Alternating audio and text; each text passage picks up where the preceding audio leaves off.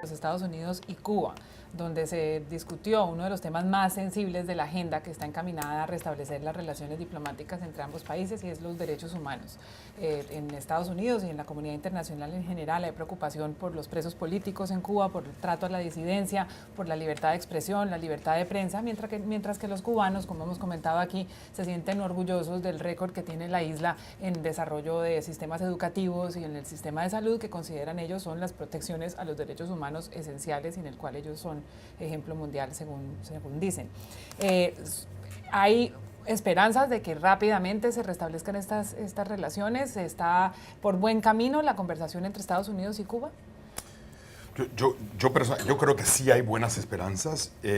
Personalmente estoy un poco desilusionado que esto no parece poder pasar antes de la Cumbre de las Américas. O sea, todo el mundo tenía la esperanza de que iban a llegar el presidente Obama y el presidente Castro a Panamá como dos victoriosos, habiendo restablecido relaciones diplomáticas entre dos, no adversarios, sino enemigos por 50 años, y que esto iba a convertir la cumbre en un gran éxito de las cosas y la potencial que podía pasar en las Américas. No parece pasar esto antes. Yo creo que los Estados Unidos, yo he oído de un alto oficial norteamericano describir las negociaciones como nosotros queremos ir lo más rápido posible y los cubanos quieren ir lo más lento y pausado posibles.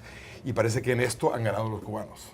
María Luisa, para los periodistas ha sido difícil obtener información sobre el avance de las negociaciones. Se han desarrollado con grandísimo hermetismo, pero a pesar de la poca información, ¿cuál es su valoración de cómo han avanzado? Yo creo que con mucha cautela por el hecho que Peter mencionaba. Yo creo que porque además el gran reto para los cubanos es cómo hacer que los dos países entren en un proceso de restauración de relaciones diplomáticas y que entre la posibilidad de la inversión extranjera en Cuba, pero al mismo tiempo manteniendo los derechos básicos que tú has mencionado en la introducción al tema de Cuba. La gran ironía en Cuba es que, claro, no hay libertades civiles, sin embargo tú hablas con los cubanos y todos tienen derecho a la salud, a la buena educación. En Estados Unidos no todos tienen derecho a la salud. Yo creo que el gran reto es ese, cómo haces para que este país logre tener la inclusión de libertades civiles que no están establecidas en Cuba, como el derecho a la libertad de la expresión, que aquí sí se mantiene y que se mantiene en el resto del mundo o en muchos países del mundo, pero al mismo tiempo que pueda preservar cierto orgullo por las cosas que han logrado en los últimos años sin las otras libertades que son muy importantes. Creo que ese es el mayor reto para los cubanos. Juan Carlos. Sí, bueno, nada más una aclaración, no es que en Cuba tienen derecho a la educación, les enseñan a leer y luego les limitan lo que pueden leer, ¿verdad? Correcto. En el caso de este acercamiento, yo estoy muy de acuerdo con el análisis que hace Peter, en el sentido de que hemos visto un Estados Unidos muy ansioso de moverse rápido y los cubanos haciendo todo lo posible por atrasar. Ahora bien, la administración Obama les ha dado la excusa perfecta, que es este tema de la lista de Estado de patrocinar de terrorismo, ¿verdad? Entonces los cubanos dicen, no hay sentido en restablecer relaciones hasta tanto no tengamos, siga la isla en esta lista, y para que Cuba sea removida de esta lista, hay un proceso que tiene que notificarse el Congreso con 90 días de antelación, etcétera, etcétera. Entonces, eso le ha puesto paños fríos a este acercamiento. Ahora bien, yo siempre he sido de la tesis de que a los cubanos no les interesa restablecer relaciones diplomáticas con Estados Unidos, o no les interesa normalizar las relaciones diplomáticas con Estados Unidos. Les ha servido de maravilla como un artículo de propaganda por medio siglo. Hemos visto cómo incluso el presidente cubano en diversas ocasiones ha tratado de poner todo tipo de condiciones a restablecer relaciones, que les devuelvan Guantánamo, que les paguen por 50 años, reparaciones por 50 años de embargo, que acaben con la política de que los asilados cubanos aquí en Estados Unidos.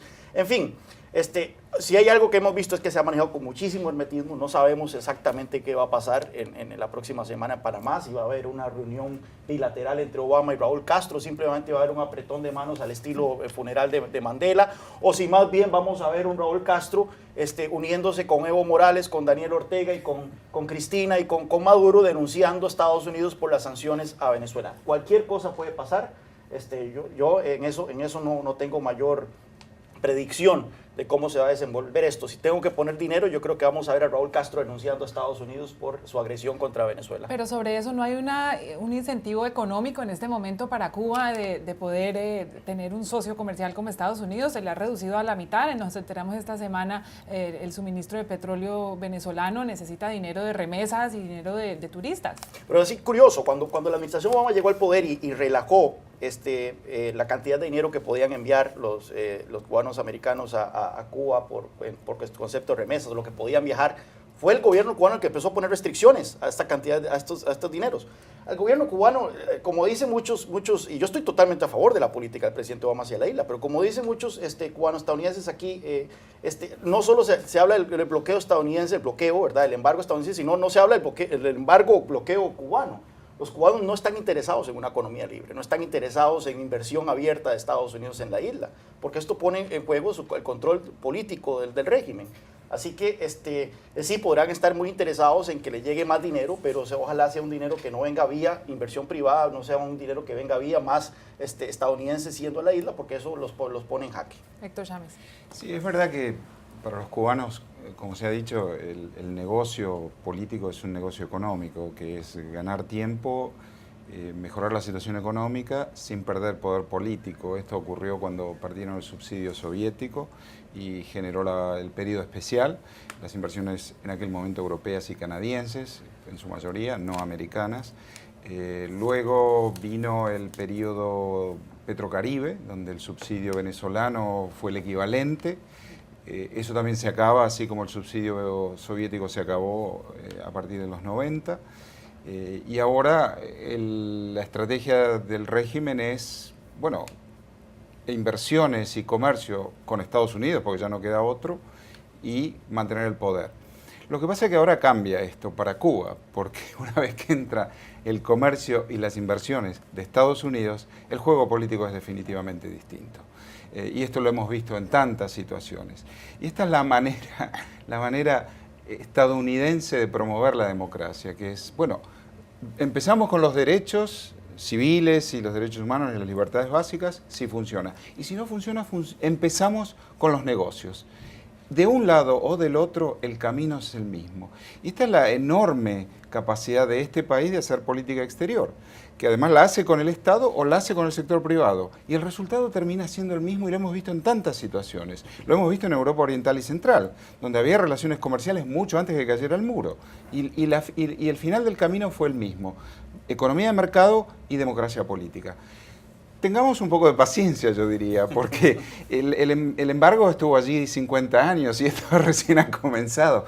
Esperemos que no haya un Castro en el poder en 50 años. Eso es improbable que sea el caso.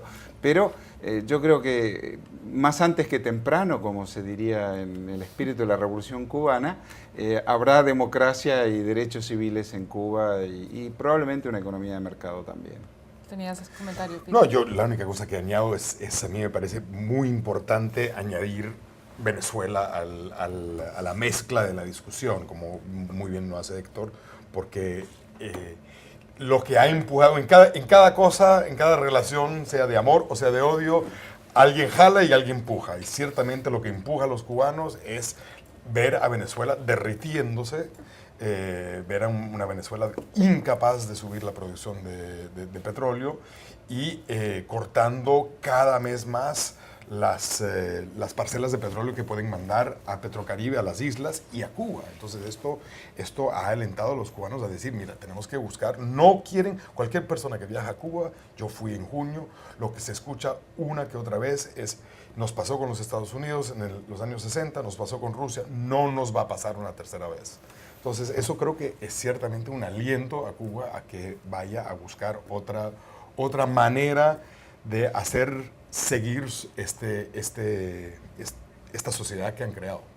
Yo solo agregaría una comparecencia que tuvo el senador Jeff Flake precisamente en el Cato Institute, donde estaba Juan Carlos cuando lo presentó, y él hablaba de todo el interés que tiene, no solamente el Estado que representa, sino muchísimos otros estados, en hacer negocios con la isla ya. Él incluso pronosticaba el tiempo, decía, yo creo que aquí un año ustedes me vuelven a invitar y estaremos hablando ya de los negocios en cierres que tienen muchos estados que están tocando a la puerta de Cuba inmediatamente. En un año habrán vuelos directos, decía él.